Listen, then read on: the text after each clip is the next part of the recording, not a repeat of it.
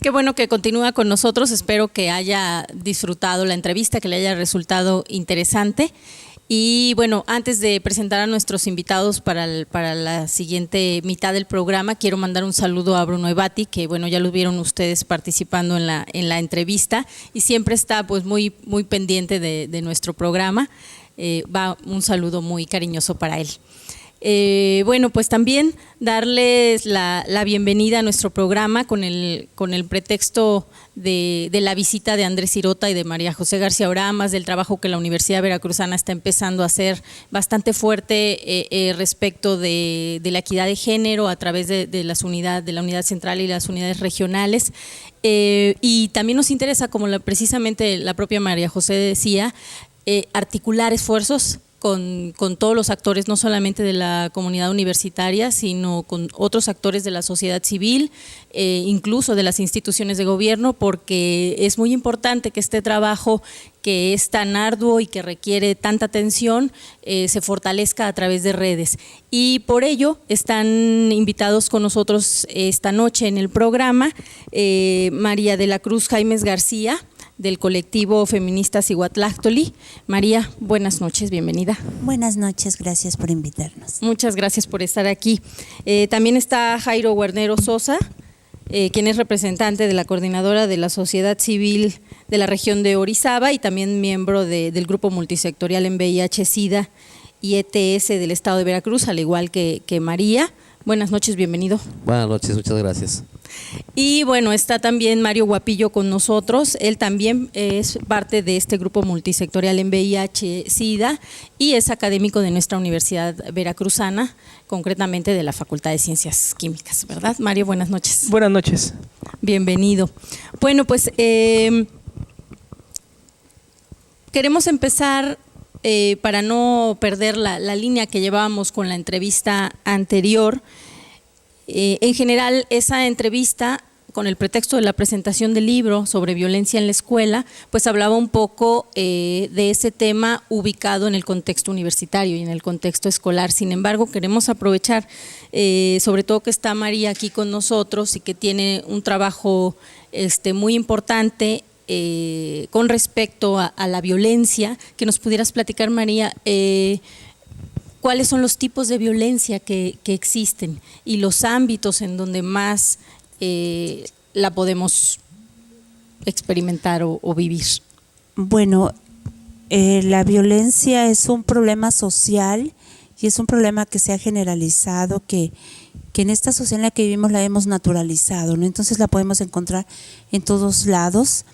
Y bueno, las más comunes y las más reconocidas, digamos, en el sentido de la afectación a las mujeres, es la violencia física, la violencia psicoemocional, la violencia económica y la violencia, bueno, ahora con la ley de acceso a una vida libre de violencia para las mujeres se encuentra también la violencia escolar, la violencia verbal y la violencia patrimonial, que no aparecía.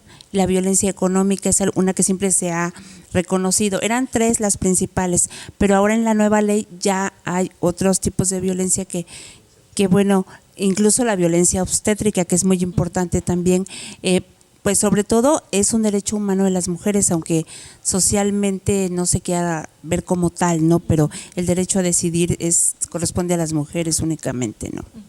Y qué bueno que lo mencionas en su articulación con los derechos humanos y con los derechos humanos de las mujeres, porque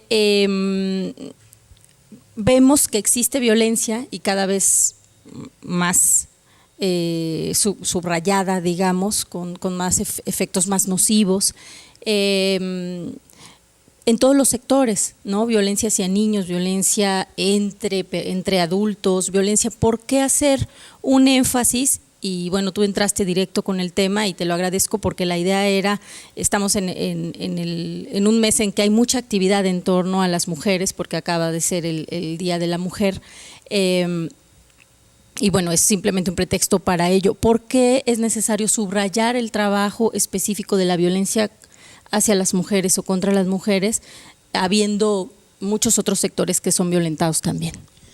Bueno, porque desafortunadamente sigue siendo como el sector de las mujeres, digo, en este sentido es la mitad de la humanidad, un poco más de la mitad de la humanidad, quienes sufren violencia en todo el mundo, no nada más en nuestro país o en nuestro estado. Y cuando se habla de mujeres, se habla también de niñas, de mujeres ancianas, pero tradicionalmente existe una inequidad de género, una inequidad social en toda la sociedad y en todo el mundo, y que tiene muchísimos años de existir. Y bueno, creo que desde el desarrollo de la humanidad se empezó a dar esta cuestión de la inequidad de género, y creo que es un problema social muy grave y que empieza con las mujeres y que se generaliza hacia otros sectores, por ejemplo a los niños y a las niñas, pero es un problema que está enfocado hacia las mujeres, ¿no?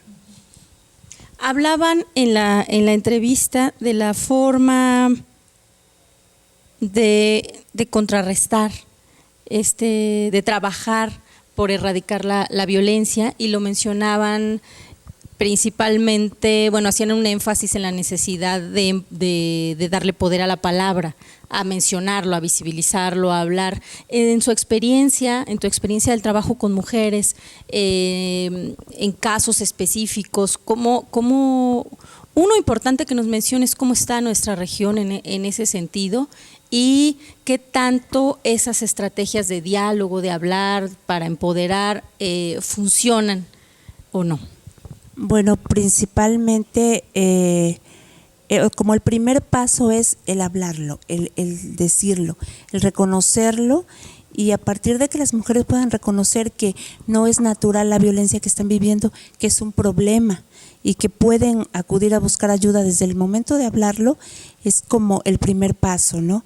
Y porque al hablarlo es un problema que se visibiliza, que se asume no como algo natural o normal, sino como un problema, y de esa manera se empieza como el largo camino del empoderamiento, del reconocimiento, de la autovalorización, de todas estas cosas que son negadas muchas veces a las mujeres y por lo tanto pues no las reconocen, ¿no? Yo creo que en nuestra sociedad y en nuestra región hay un problema muy grave de violencia. Yo creo que 7 de cada 10 mujeres enfrentan algún problema de violencia. Las instituciones no son lo suficiente para dar atención a las mujeres, eso también es cierto. Pero yo creo que las mujeres son un sector de la población que son pues como muy valientes, como muy capaces, como que hacen muchas cosas importantes, y lo que hace falta es que haya a dónde acudir para empezar a construir ese camino de autodependencia, pero también de empoderamiento, de reconocimiento, de autovalorización. Creo que eso es fundamental. En ese sentido, la palabra yo creo que es muy importante, porque hay por ahí un dicho que dice que la palabra puede hundir a alguien o lo puede sacar a flote, ¿no? Entonces yo creo que es muy importante el que a las mujeres se les dé la importancia, el reconocer su palabra, el reconocer lo que ellas, incluso por eso nosotras nos pusimos Ihuatlactoli, porque quiere decir palabra de mujer. Yo creo que la palabra es algo muy importante. En el caso, termino ya contigo y ya paso con los compañeros.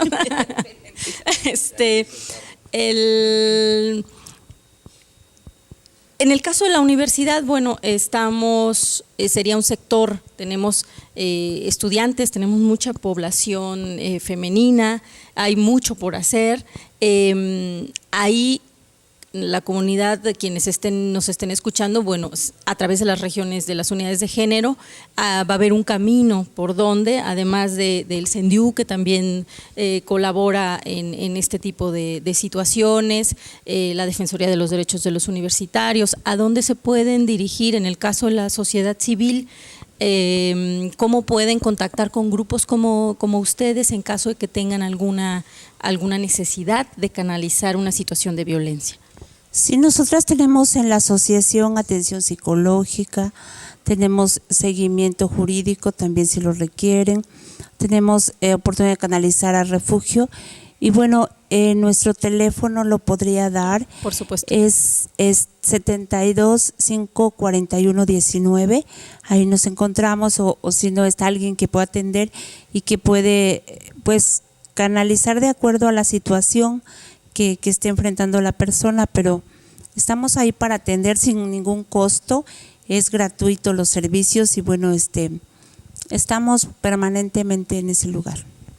Muy bien, muchas gracias. Vamos a hacer una breve pausa, pero quisiera ver si en este minuto nos pudieras enfatizar, Jairo, un poco más acerca de estos tipos de violencia y cuáles son las que más se reiteran en el trabajo que ustedes hacen.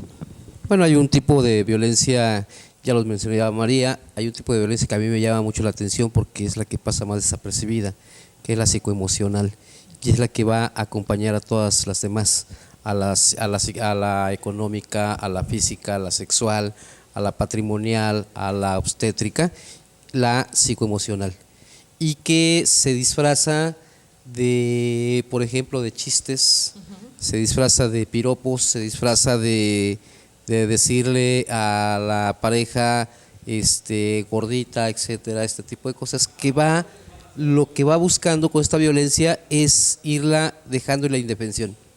Una vez que se logra esto, cualquier otra forma de violencia se da tan fácilmente y es muy sutil.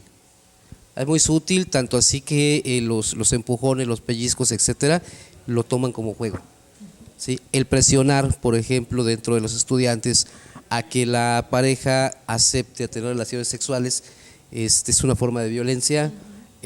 Al estarle controlando, checando quiénes son sus amistades, checándole que ya pasaron 10 minutos, te has comunicado conmigo.